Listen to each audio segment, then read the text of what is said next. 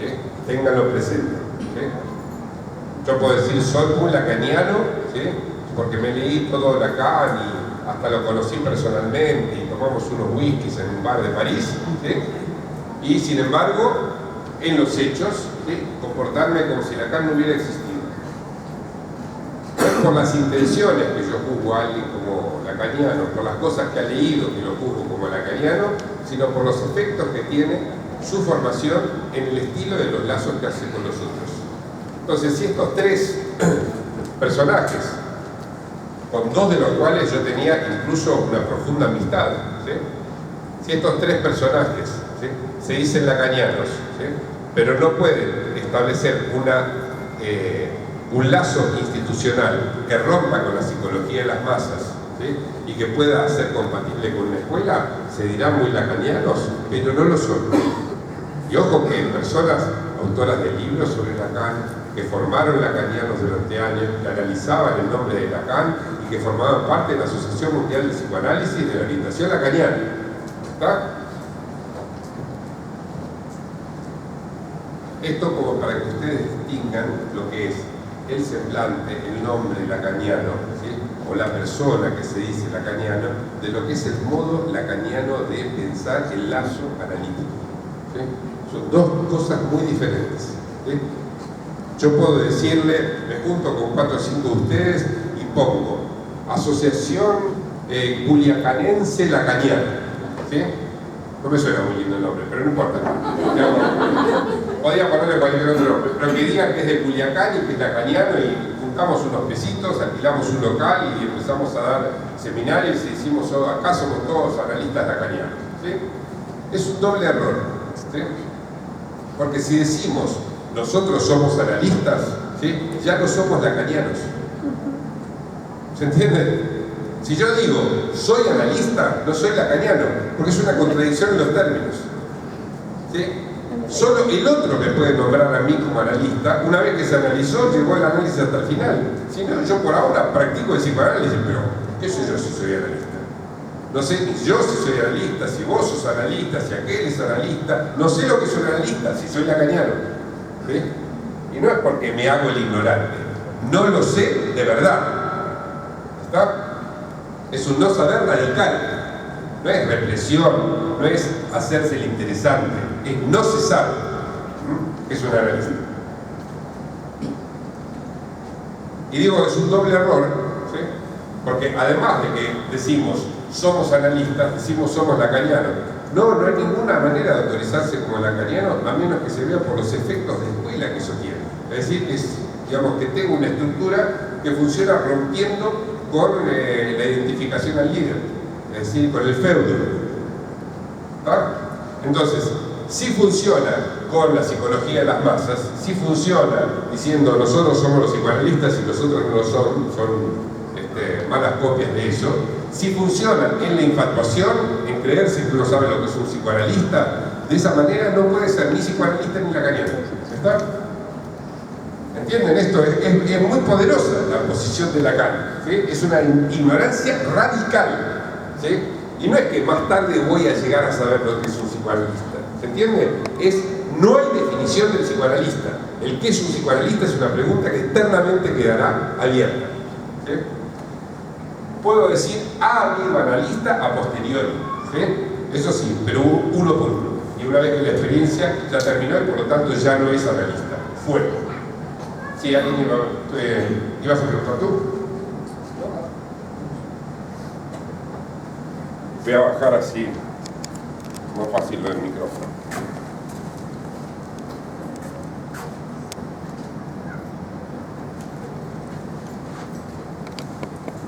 Hace rato me llamó mucho la atención sobre la infatuación narcisista que está comentando en el lazo analítico, y lo estaba pensando en relación al narcisismo como el elemento que propicia una psicosis. O sea, ¿cuál sería, por así decir, si es que hay efectos del narcisismo en ese sentido como propiciante o elemento que propicia en los distintos lazos del analista? O sea, el analista tanto en su práctica individual, el analista en tanto con sus colegas, por eso es el analista en tanto miembro de una escuela. lo pienso un poco también en casos, por ejemplo, de personajes que abandonan el análisis y se autorizan a sí mismos. ¿Desde qué lugar se autorizan? Sí, sí. A ver, primera cuestión, son varias cosas que están condensadas aquí, ¿no? Una pequeña corrección. Lo que está en la causa de la psicosis no es el narcisismo, digamos. El narcisismo es un fenómeno universal, toma formas y tiene caracteres en la neurosis y la psicosis diferentes, además en cada uno diferente del vecino, ¿sí? Eso para separar el tema de la estructura y el narcisismo.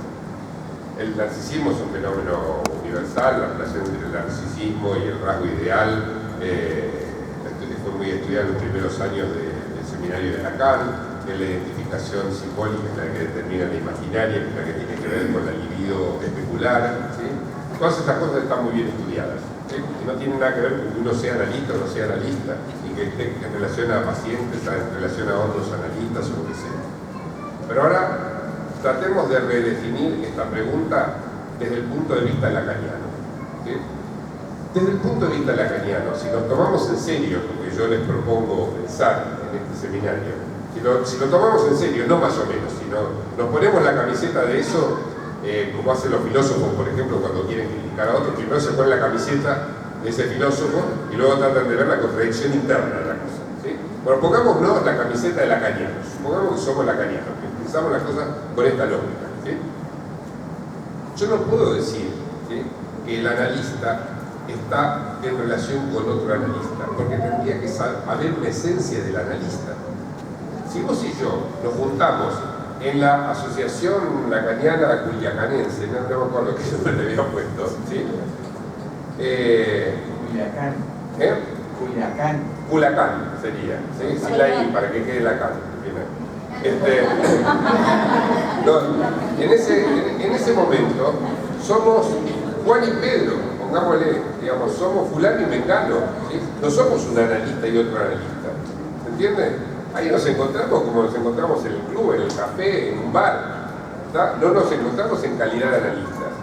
Si eso que formamos, tú y él y yo y algunos más, ¿sí?, si eso tiene un funcionamiento como el que dijo Lacan, que debería ser una escuela donde grados y la jerarquía son dos cosas diferentes, entonces todos al mismo tiempo habremos formado una escuela, ¿sí?, con el carácter provisorio que tiene esa solución. Y hay que estar atentos a que no nos vuelva a aspirar otra vez la psicología de las masas, ¿no? El discurso del amor, ¿sí? Entonces, ¿cómo funciona el narcisismo? ¿Sí? Funciona igual que en cualquier lugar, ¿sí? Pero la escuela, mientras funciona como escuela, tiene un modo de tratar los efectos narcisistas, sobre todo el narcisismo de las pequeñas diferencias, que son efectos del discurso del amor, ¿está? Tiene modos de tratarlo, no de eliminarlo, sino de tratarlo, ¿sí? Que eso no sea lo que determine todo. Por eso es que las escuelas tienen en este punto un carácter mucho más sólido que los feudos lacanianos. Los feudos lacanianos duran un tiempo y enseguida uno se pelea con el otro, da un portazo, se va y arma su propio feudo al lado, ¿no? Y así tenemos una fragmentación enorme de instituciones lacanianas, ninguna de las cuales es escuela, o aunque se llamen escuelas no lo son porque se siguen produciendo esos mismos fenómenos de segregación sin que nada los trate, ¿está? Entonces, una cosa es ponerle el nombre de escuela, ¿sí?, y otra cosa es que lo sea, ¿está? Una cosa es decir, yo aspiro a ser un analista lacaniano, y otra cosa es que lo seamos, ¿sí? Hay un refrán en Buenos Aires que es, en la cancha se ven los pingos, ¿no? ¿Qué quiere decir? Recién una vez que corre la carrera, sabemos qué tan bueno es el caballo, ¿no? ¿Sí? Podemos decir, está muy bonito, etc., pero hay que verlo en función, ¿sí? Bueno, muy bien, podemos decir, somos analistas lacanianos, está todo ok, ¿sí? Pero hay que ver si el momento en que hay que ir a los hechos, ¿sí?, esos hechos se condicen con lo que supuestamente son nuestras definiciones, ¿sí? Muchas veces no es así. Sí. Gracias. Quisiera preguntarles si habría alguna contradicción interna en su afirmación de ayer. La psicología es una charlatanería. Cuando Freud plantea, escribe el proyecto de una psicología científica para neurólogos y después hace una propuesta filosófica de la ciencia epistémica de que solo reconoce dos ciencias: la física, la naturaleza, y la psicología pura y aplicada. La psicología pura es el psicoanálisis y la psicología aplicada, derecho, economía, historia, sociología. Entonces, quisiera preguntarle si hay alguna contradicción. Sí, sí, como en todas estas cuestiones, conviene, para no marearse, definir bien los términos que estamos utilizando, ¿sí? Si nosotros entendemos la ciencia, ¿sí?, en el sentido en que la entienden los científicos, ¿sí?, y en que la entienden los filósofos que se ocupan de hacer filosofía de la ciencia, o epistemólogos, como se los llama también, ¿sí?, si nosotros tomamos esa definición y no la que se nos ocurrió a nosotros, es decir, la que circula en el mundo, el psicoanálisis jamás puede ser una ciencia, ¿está? Porque la ciencia se ocupa exclusivamente de lo que es universal, es decir, de lo que es de más de uno, ¿sí? ¿Cómo se lo nota eso? En el método experimental de la ciencia. Yo no demuestro nada por haber encontrado un hallazgo. Ese hallazgo lo tengo por reproducir 2, 3, 4, 5 veces, todas las veces que quiera, ¿sí? El hecho aislado no prueba nada. Solo la reproducción a voluntad de ese hecho me dice esto es una ley científica. ¿Se entiende? Entonces, es necesario que la experiencia sea reproducible para que sea científica, es decir, que sea universalizable. Imagínense que ustedes terminan un análisis y dicen, pero yo no sé, desconfío de que vos te hayas analizado. Tienes que volver a analizarte otra vez y repetir la misma experiencia hasta el final con otro analista, a ver si el otro analista también dice lo mismo, ¿sí? No podemos pasar 5 o 6 generaciones, varias vidas, ¿no?, las vidas pasadas y futuras de las terapias transpersonales, todas esas repitiendo la experiencia imposible, ¿sí? Entonces, ¿cómo se hace para definir que alguien se haya analizado? Es una experiencia única, ¿sí? Y es este que se analizó el que puede dar cuenta de que efectivamente atravesó la experiencia. Entonces, si nos basamos en la definición estricta, ¿sí?, de lo que busca el psicoanálisis y de lo que busca la ciencia, son el agua y el aceite, no se juntan. Y son tan respetables uno como el otro. La ciencia se ocupa de lo universal, el psicoanálisis de lo singular, no se mezclan, no se contradicen, son dos campos diferentes, ¿está? Yo no veo ahí la contradicción interna. ¿Ok?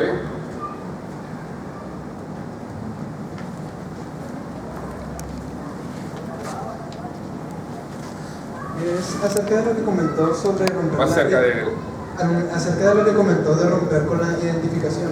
Tal vez no lo comprendo también porque apenas estoy estudiando, pero si decimos entonces romper la identificación la podemos entender como es ese lazo que genera un cierto sentimiento hacia los distintos sujetos. Entonces, si rompemos con la identificación, ¿no estaríamos rompiendo también con el cierto lazo que tenemos hacia otras personas para llegar a la singularidad?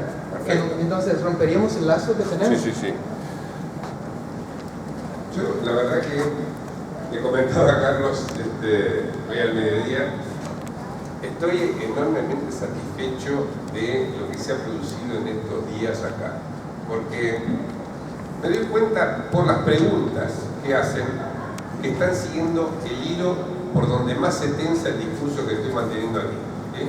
Lo veo en un montón de preguntas que van a pescar justamente allí donde podría el hilo correrse un poquitito fuera de la lógica de lo que yo planteé, a ver cómo es la cosa, ¿sí? Todas las preguntas, no todas, pero la mayoría de las preguntas que me han hecho buscan hilar fino en relación a algo que yo estuve diciendo, o sea que me siento muy escuchado, que es el placer que tiene alguien que quiere transmitir algo, ¿sí?, en relación a lo que vos decías, ¿no? En definitiva, ¿vamos en contra de todas las identificaciones de alguien?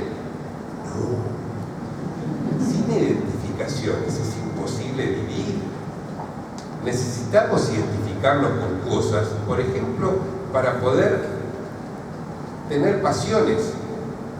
Les doy un ejemplo de, digamos, mi berretín, mi gusto particular es el cine, ¿sí? A mí me encanta el cine, estudié cine, hice cine en algún momento, ¿sí?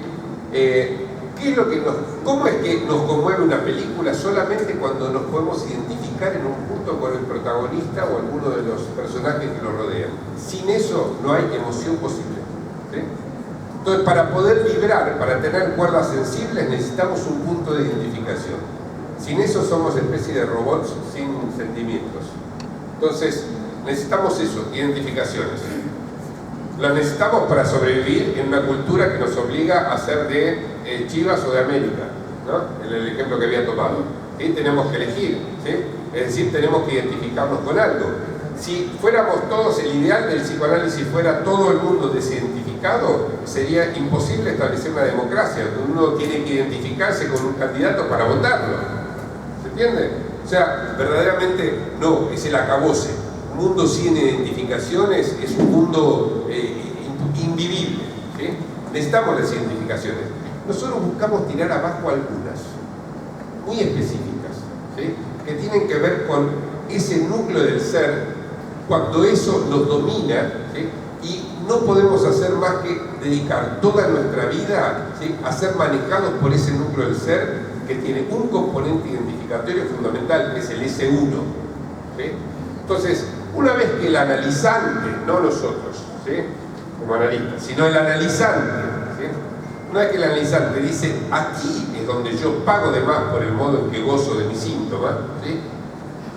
Tratamos de ver cuál es el significante amo que determina ese modo de gozar, y a ese buscamos reventarlo como sea. Freud usaba una imagen muy linda, que era la de la lágrima de Batavia, creo que es. ¿Saben lo que es una lágrima de Batavia? Es una forma de forjar el vidrio como si fuera una lágrima, así, pero hecha de tal manera que cuando ustedes quiebran la punta, se hace polvo todo lo demás, ¿sí? Bueno, el significante amo es como la puntita de la lágrima de Batavia, ¿sí? Y toda la lágrima es el síntoma. Cuando rompemos la identificación que está en la base, ¡pum!, se revienta el síntoma. ¿Está? Entonces buscamos tirar abajo una identificación particular, ¿sí? Y que no la definimos nosotros, sino que la define el analizante, a veces con mucho trabajo, a veces a lo largo de años de trabajo para despejar cuál es la identificación que sostiene su síntoma, ¿verdad? No es que buscamos tirar abajo todas las identificaciones, porque hay algunas identificaciones que, como vos muy bien dijiste, son las que determinan el estilo de nuestros lazos liminares y no tenemos ninguna gana de modificarlo. No es que si vamos a consultar a un analista, despidámonos de todas nuestras identificaciones porque al final del análisis las vamos a tener todas abajo. No, de ninguna manera. No. Vamos a tirar abajo alguna identificación, uno o dos significantes amo, en la medida en que descubramos que de esos depende el penar de más de nuestros síntomas. ¿Alguien más? Sí. ¿Me pasan el de acá, por favor?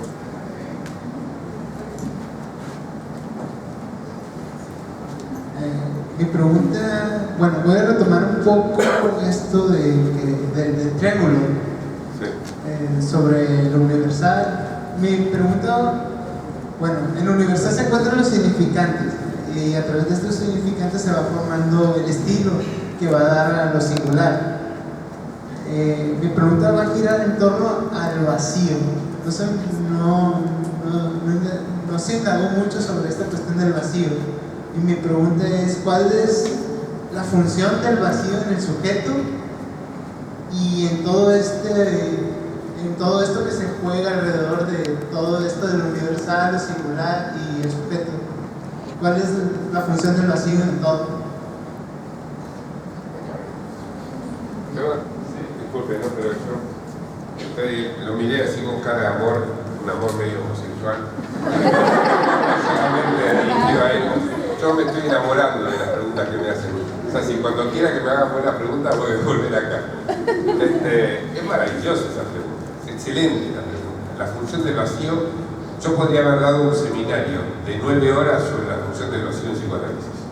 Y habría hablado de toda la exploración de Lacan vinculado con el vacío medio de la teoría del Zen, y por qué Lacan termina orientándose en el sentido de ir hacia Oriente y pensar las cosas en términos de la función del analista y su relación con la poesía china, ¿sí? pero es otro seminario. Para responderte eso es otro seminario. Es más, incluso Lacan cambia la definición de vacío al final de su enseñanza a partir de un análisis muy riguroso que empieza alrededor del seminario 18. En el medio del seminario 18, precisamente cuando vuelve de su último viaje al Japón. ¿Sí? Y escribe un texto maravilloso que es el que inaugura su última enseñanza llamado Literater, ¿sí? Que narra algo que se le ocurre cuando está en el avión cruzando la estepa siberiana de regreso del Japón. ¿Sí? Es maravilloso, te lo recomiendo. Es el principio de un análisis sistemático que hace Lacan de la noción de vacío, que tiene que ver, sí te voy a dar un principio de respuesta de por qué es que Lacan tiene que cambiar la noción de vacío. Ni te voy a decir qué es el vacío, ¿tá? Pero te voy a decir que encima Lacan piensa el vacío de dos maneras radicalmente diferentes. ¿Sí? Cuando él pensaba que la estructura estaba determinada por cómo estuvieran montados S1, S2, S tachado y lo singular, ¿sí? Es decir, en términos de los 4 discursos de los que hablé, ¿sí? El vacío estaba ubicado en el lugar del sujeto, ¿sí? De eso estuve hablando todo el tiempo y lo que vos me pediste cambiar. Pero, siempre esa palabrita mágica, ¿no? Pero se dio cuenta a la altura del seminario 19 de que ese modelo no servía para explicar la estructura ni más ni menos que del deseo histérico. Del deseo histérico, es decir, lo más básico del psicoanálisis. Esa estructura, él mismo, Lacan, le encuentra un error, ¿sí? En su seminario llamado O Peor, que tuve el honor de traducir, ¿sí? En el seminario 19. Y eso es lo que lo lleva, ¿sí?, a cambiar ese formalismo lógico del que estuve hablando todo el tiempo hasta ahora, ¿sí?, sustituirlo por un formalismo topológico, donde lo que se toma en serio no son los lugares significantes, S1, S2, S tachado y A, sino los lazos borromeos, ¿sí?, entre real, simbólico e imaginario, ¿sí? En un lazo borromeo no hay vacíos, ¿sí?, es otra cosa, ¿sí? Hay modos de enlazarse una cosa con otra, medio como funciona en el budismo zen, ¿sí? Entonces, la noción de vacío que surge de la estructura significante no es la misma noción de vacío que Lacan maneja al final de su enseñanza. Y si querés ver un poco de detalle respecto de ese viraje, te recomiendo un libro que lo retrata así como si fuera en cámara lenta, ¿sí?, un libro de Miller llamado El lugar y el lazo, ¿sí?, que muestra justamente cómo cambia la estructura cuando en lugar de pensarlo en términos de lugares significantes, S1, S2, sujeto y A, lo pienso en términos de lazos. El lazo entre lo imaginario y lo real, el lazo entre un sexo y el otro, el lazo entre un analista y el otro, ¿sí?, en términos de lazos y no de lugares. No te puedo responder más que eso, te dejo picando la cosa como para que tengas bibliografía para leer. Sí. Hablando de bibliografía para leer, me toca impartir la materia de psicopatología, yo la elegí. Es una materia que me gusta mucho y estamos viendo el modelo médico-psiquiátrico. Mi reto es que ellos empiecen ya a leer, antes de que termine el semestre, ahora la interpretación, ¿no?, que le da todo este proceso psicopatológico y psicoanálisis.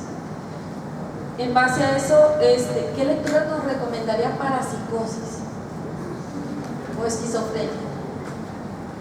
¿Desde la perspectiva psicoanalítica? Sí, desde la perspectiva psicoanalítica, sea freudiana o lacaniana. Sí.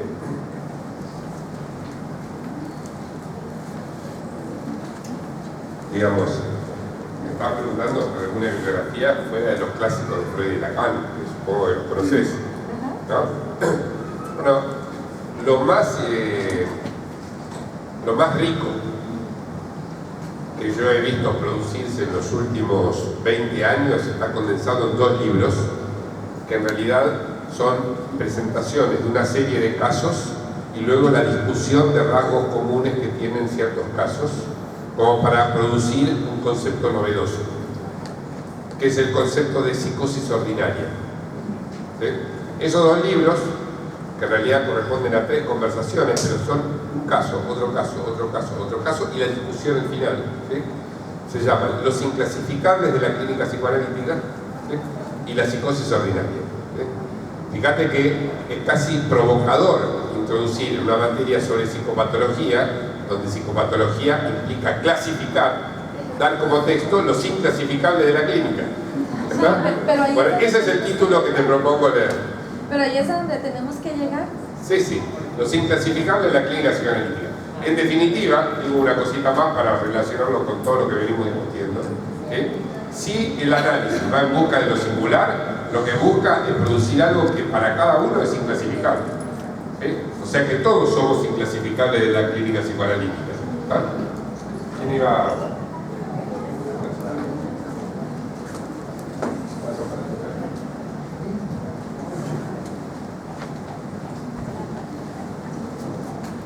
Continuando con lo que comenta la profesora Más cerca. Continuando con lo que pregunta la maestra Oralia, bueno, yo tenía la pregunta de cómo trabaja un psicoanalista con alguien que tiene esquizofrenia o algún trastorno ya diagnosticado. ¿Cómo se trabaja con un esquizofrénico? Y habría que ver con cuál. ¿No?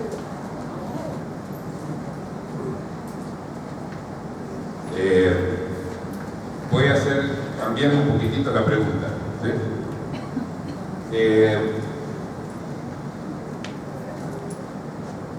Casi no me han escuchado hablar de estructuras clínicas en todo lo que yo estuve diciendo.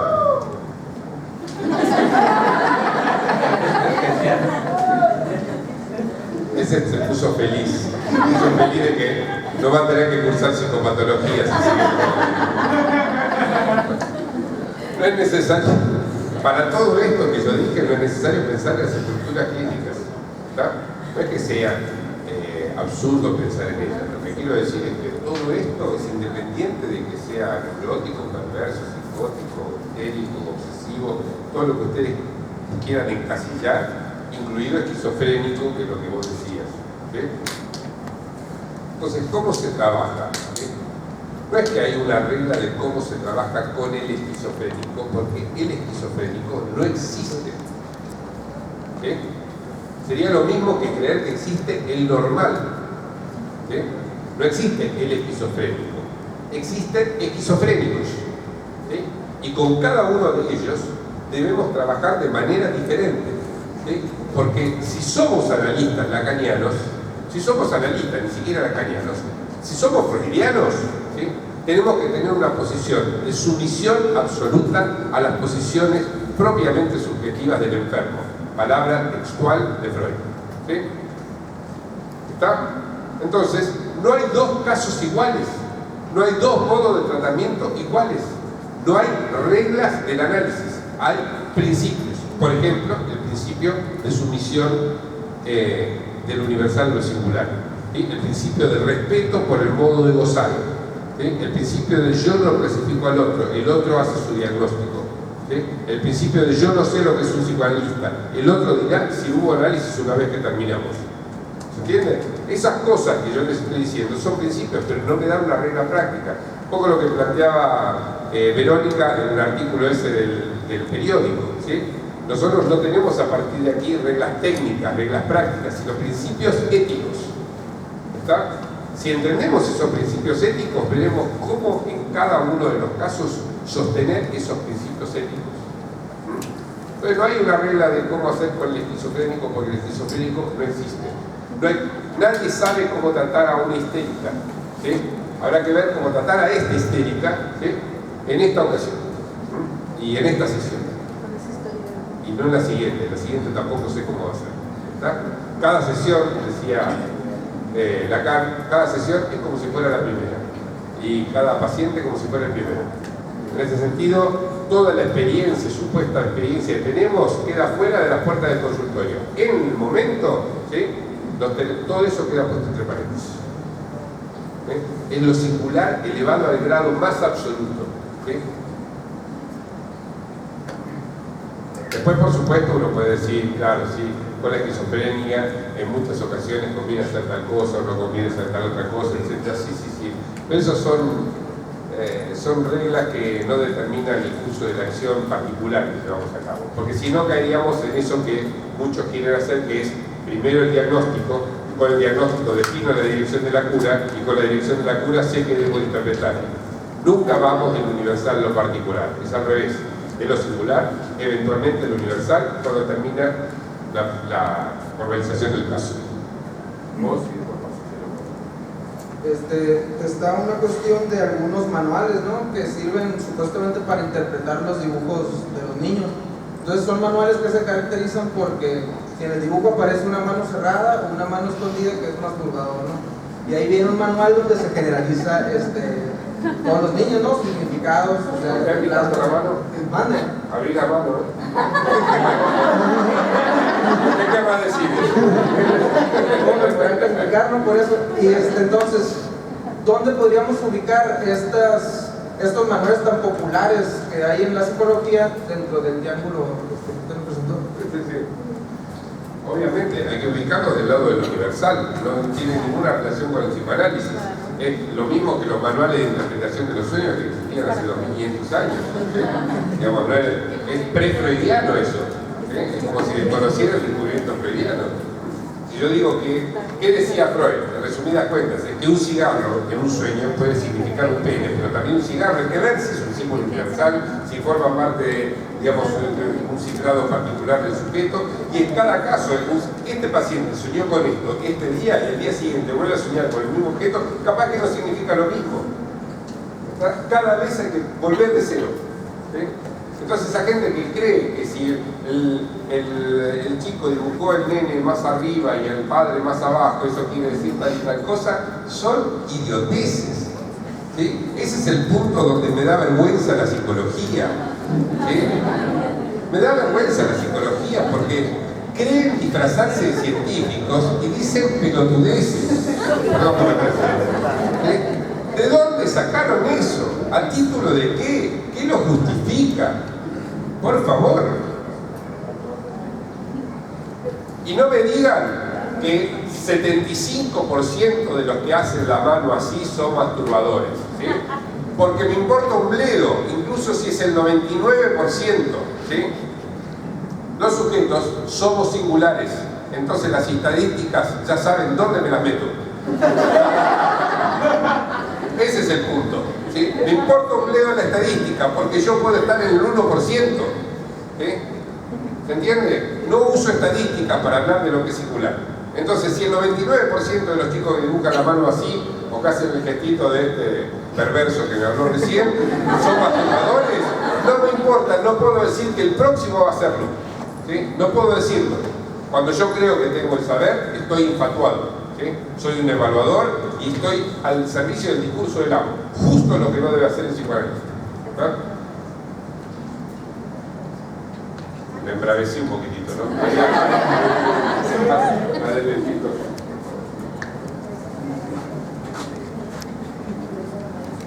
Retomando un poco lo que decía de la singularidad y lo de la esquizofrenia.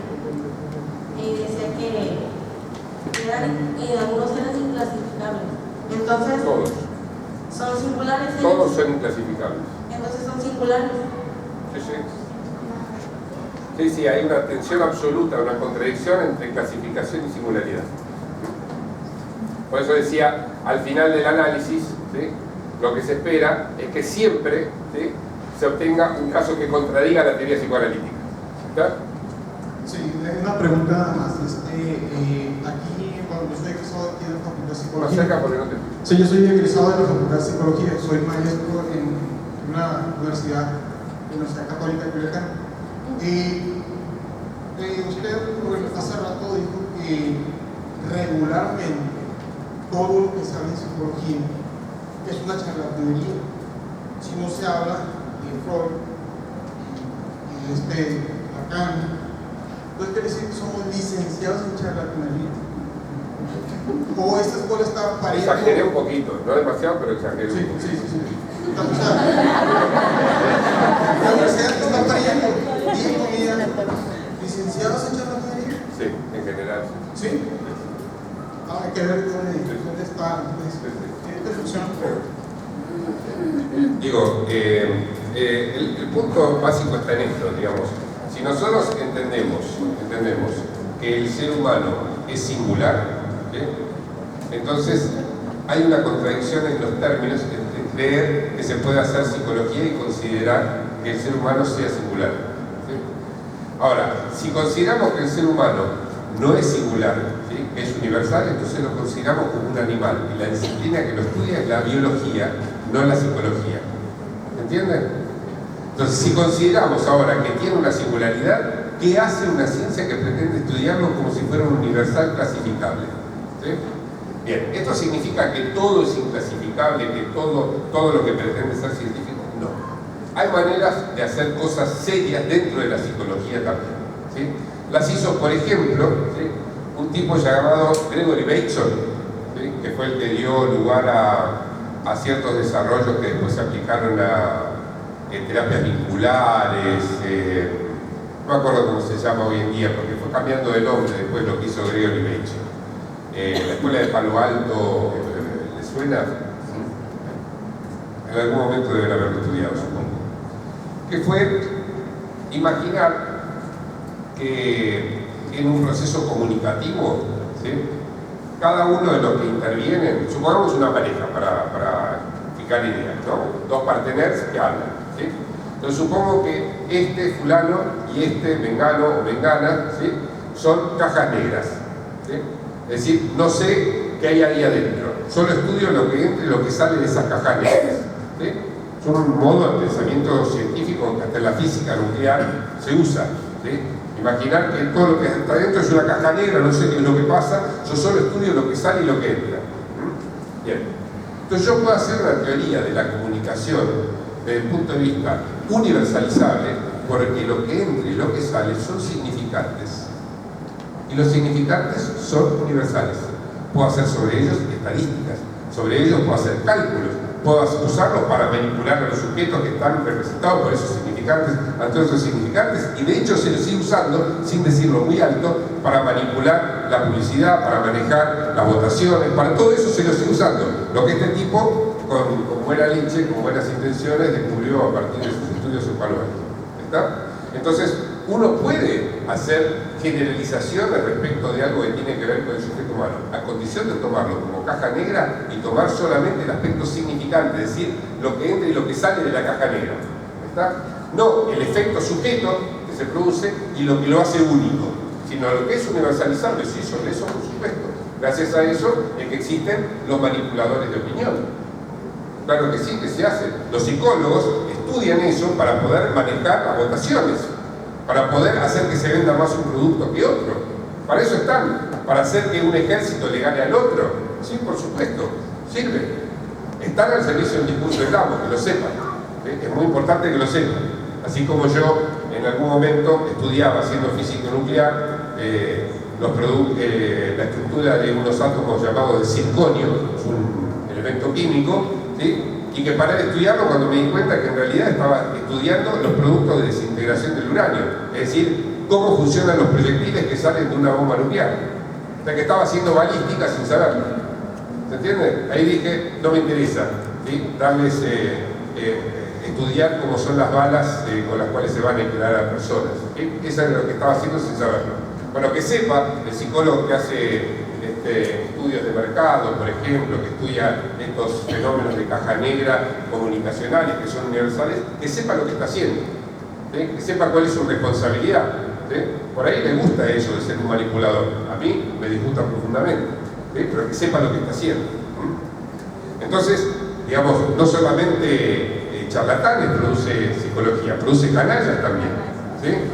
No digo que solo charlatanes y canallas, por supuesto, tampoco me vayan a interpretar, ¿sí? Hay gente interesante que sale de allí. Pero lo que quiero decir es que es muy delicado este asunto, ¿sí? Y no es para pensar de que porque la facultad dice psicología, eso enseña algo que se parezca a alguna ciencia o algo que sea medianamente serio, ¿sí?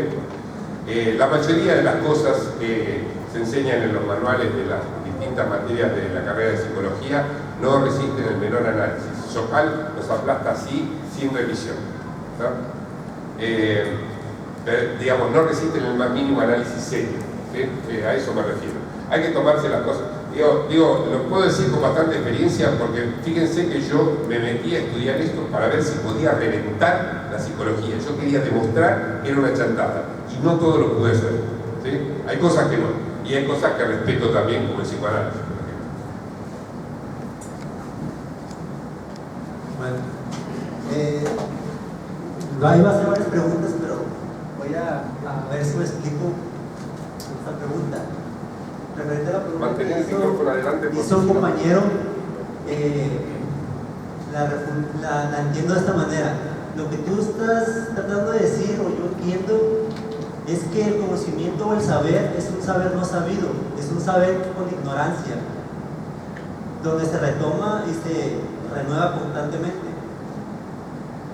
¿Qué saber? El saber cotidiano, el saber que está dentro de la norma, el saber dentro de la escuela, el saber dentro de la institución. Es un saber no sabido, un saber con ignorancia, pues, que siempre se está actualizando. Ajá. ¿La pregunta? Que es a lo que se hace referencia, lo que comentaste ahorita. No entiendo la pregunta. La voy a reformular otra vez. Sí. Referente a la pregunta que hizo el compañero y a lo que tú hiciste alusión ahorita. Con respecto a la psicología. Sí, sobre eso. El saber en sí en general es un saber no sabido. A lo que me refiero es un saber con ignorancia, pues. El saber no es un saber, es algo ignorante, pues, por así decirlo. Se entendí. A ver, te doy un principio de respuesta, a ver si entendí la pregunta. ¿Sí? En el seminario 2 de Lacan, donde estudia yo, es un seminario donde Lacan empieza y termina el seminario con un comentario de un diálogo de Platón llamado Menón. ¿Sí? Hago una pequeña discusión de qué es el Menón como diálogo platónico y creo que voy a apuntar a responder algo de esa pregunta. El Menón es el momento en el cual Platón introduce la teoría de las ideas. ¿Sí? Al principio hace una filosofía que comenta más o menos cómo era la filosofía de Sócrates, la pone de manera poética, en forma de diálogos, etc. Pero a partir del Menón es donde introduce él su teoría de las ideas, para salir de una aponía que no me voy a poner a explicar aquí. ¿Sí? Pero, digamos, menciono esto para decir que él dice que hay dos maneras de saber. ¿Sí? Por ejemplo, y la imagen que da, no recuerdo ahora textualmente, pero es algo así, como, suponte que tú me tienes que llevar a mí, yo soy un extranjero que recién llegué aquí, me tienes que llevar hasta, ¿cómo se llamaba el boliche bailable ese que pasamos hoy, que tiene forma de castillito? No me acuerdo, hay un lugar para bailar y para tomar algo que tiene forma de castillo. Monasterio, ahí está. Yo esta noche quiero ir a Monasterio. ¿Cómo es tu nombre? Pedro. Bueno, Pedro, ¿me haces un favor? Yo no conozco la ciudad de Culiacán. ¿Me llevas esta noche hasta Monasterio? ¿Sí? Entonces, supongamos que vos estás de acuerdo, que no tenés nada mejor que hacer que llevarme a mí a Monasterio. Espero que tengas cosas más divertidas que hacer. Pero supongamos que no tuviera nada mejor y que sí, que sos muy amable, muy gentil, y me decís, sí, vamos, te llevo hasta sí. Vos podrías lograr el objetivo de llevarme a mí desde aquí hasta Monasterio, ¿sí? Teniendo dos saberes diferentes, que no se comparan entre sí. Ahora voy justo al núcleo de la pregunta. ¿Sí? Una es, yo sé cuál es la ruta. ¿Sí? Es más, tengo un auto con un GPS fantástico que me va a dar la ruta más certera, sé a dónde tengo que llegar, sé cómo manejar el auto. Yo te garantizo que de aquí sales y llegas a Monasterio. ¿Sí? Eso es un modo de saber. ¿Sí? Hay otro modo de saber que es, en la Argentina se lo llama el vaqueano, el que conoce el territorio, ¿sí? Que capaz que no sabe dónde queda Monasterio, pero sabe orientarse. ¿Sí? Entonces dice, mira, yo no sé dónde queda Monasterio, pero te aseguro que en algún momento vamos a llegar. ¿Sí? Yo pregunto por aquí, ¿sí? Es como hacen los taxistas, ¿no? Cuando uno sube, dice, ¿me llevas hasta Monasterio? Sí, sí, cómo no. Y después uno aparece a 35 kilómetros. Pues yo pensé que era por acá, dice el taxista. Mientras tanto va corriendo, ¿no? Bueno. No estoy hablando de ese caso. Es el caso de la persona que verdaderamente se las ingenia con la orientación, aunque no tenga la brújula, aunque no haya estudiado geografía, aunque no sea un licenciado en transporte público, digamos, de todos modos no tiene saber, pero tiene la experiencia como para poder llevarme hasta ahí. Es otro estilo de saber, diferente. ¿Sí? es un saber hacer, ¿sí? Que hay que ver en cada caso si es efectivo. Si yo tengo el GPS y las coordenadas, 100% efectivo, ¿ok? Si yo tengo el saber hacer, y habrá que ver en cada caso, ¿sí? Muy bien, lo que yo estoy poniendo en tela de juicio es que se pueda pretender hacer una ciencia psicológica, es decir, que haya un saber al estilo GPS. Un saber hacer es otra cosa, pero si estamos hablando de saber hacer, estamos tomando en cuenta lo singular, y ahí sí hay una contradicción en los términos, para tomar la expresión de Ricardo, ¿no? Hay una contradicción en los términos entre decir, tomo en cuenta lo singular y hago psicología, porque si tomo en cuenta lo singular, ya no es ciencia. ¿Y entonces qué es? Lo único que se sostiene como en base a lo singular, eso es lo que Freud descubrió como psicoanálisis, se ocupa de lo singular. ¿Está? Entonces, fuera del psicoanálisis, nada. ¿Sí? ¿Entienden? Entonces, por eso me metí con lo del menor. Vale la pena ver todo el recorrido que hace Lacan al respecto en el seminario 2 para entenderlo, ¿no? Algo que comparten los psicoanalistas, que no hay una cédula profesional, son los poetas. Nadie le da a nadie, o sea, ninguna institución certifica a ningún escritor como poeta. No conozco el artículo de Miller con un poco de poesía. Parece que hay un esfuerzo de poesía, ¿sí? Un esfuerzo de poesía. Es un curso, todo un año. Sí. Me gustaría revisar. Pero por allí Loren llega a decir algo de la enunciación está esperando al sujeto en un haiku. Un haiku es una forma poética japonesa. Podríamos decir que entonces el inconsciente es el poeta que todos llevamos dentro. Bueno,